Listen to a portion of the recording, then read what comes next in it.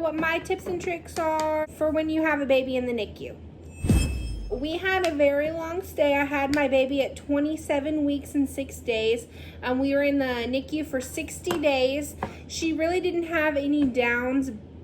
She basically was a grower. She just had to get bigger and stronger so she can breathe on her own. They didn't know the reason that I went into labor, but I did have her. They couldn't stop it. Whenever I went to the hospital, I was already at a 10 and my water was bulging. Now, I will give you some tips and tricks, things that I learned that you may not know about from our NICU stay, things you may not know that actually happen in the NICU. There are 2 nurses that you get in a day. So the shift changes usually at 7 a.m. and 7 p.m. And some NICUs make you leave for an hour during that time from 6 to 7. So the nurses can discuss back and forth about the day and whatever. So you won't hear any of the information from the other patients. But our NICU didn't do that. Now, they do have rounds that they go through. Our rounds were at 10 a.m. and the parents had to be there, which we weren't going to miss it. We didn't go home at all. At 10 a.m. is where the doctors and the nurses come in and discuss everything and let you know any labs that they're going to do or any tests they're going to run or what the game plan for the day is. Usually at 10 a.m., that's the only time that we would see the doctor because he is so busy. Even though the hospital was pretty small, he would have other things that he had going on. You can request nurses. So let's say there's an issue that went on. God forbid that a nurse ever mistreats your baby, or you guys just don't mesh well, or whatever the case may be. You can request different nurses. You can usually ask the nurse in charge, the head nurse, or you can even talk to the doctor and ask for a different nurse and not to have that nurse again. I didn't know this for the longest time until we had the charge nurse as one of our nurses, and she said, yeah, you can request a nurse if you really like her. And we're like, okay, yeah, we like this nurse a lot, so let's get her every time she works. So that is really great. Now, earlier I had mentioned the doctors coming in at 10 a.m.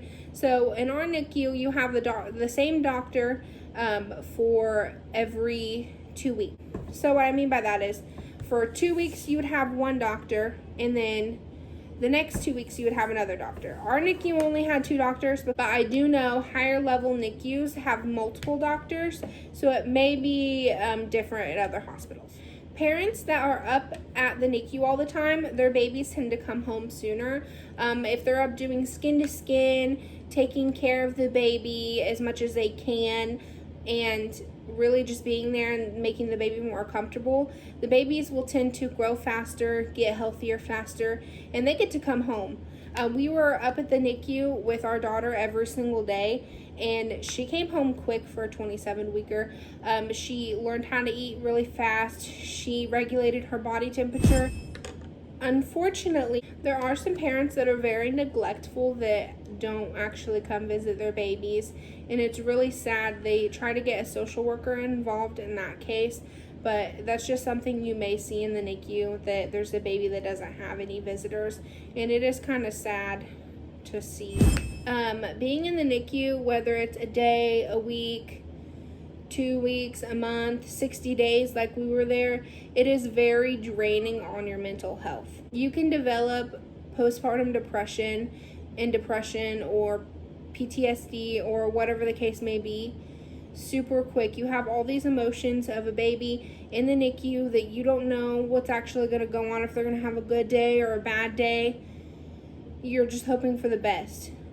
So I would just have a discussion with your doctor about how you're feeling, and a discussion with your significant other or your support person, whoever's there, to let them know, hey, watch out for this. This could be happening. Thing that you probably didn't know is preemie babies are way more sleepier than full-term babies.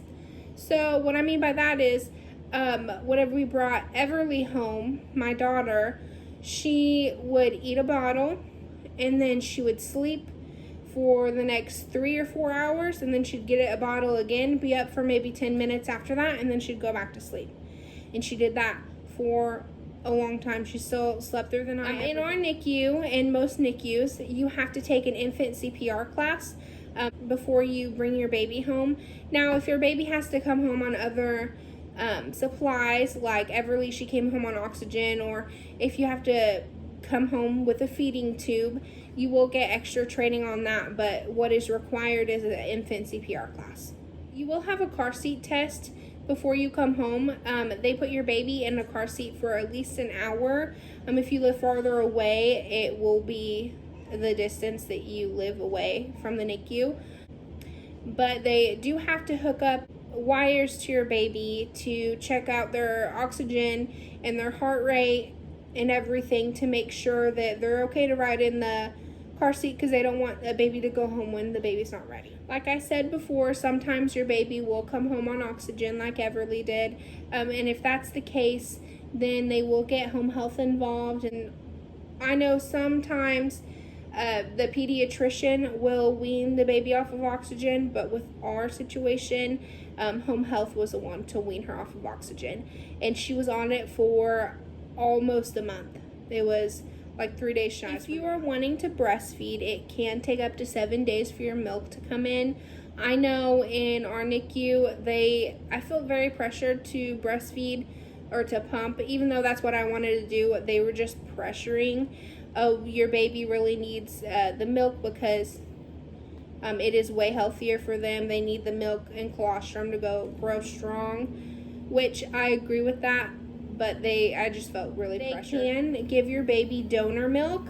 I just find that weird myself, if they just give your baby donor milk. I know I have heard of that happening, but if you're not producing enough, or you just don't want to breastfeed or pump, is what most people have to do in the NICU, then you can request to use formula. They do have to go by your wishes, whether they like it or not. They can give your baby. There are touch times that you can come and care for your baby. So like Everly, we couldn't hold her for a few days. I can't remember the exact amount, but we couldn't hold her for a while, so we just came every 4 hours is what it was at the beginning, and we would change her diaper, and we would take her temperature and sit there with her and talk to her while she was receiving her feeding, just to make sure everything was okay.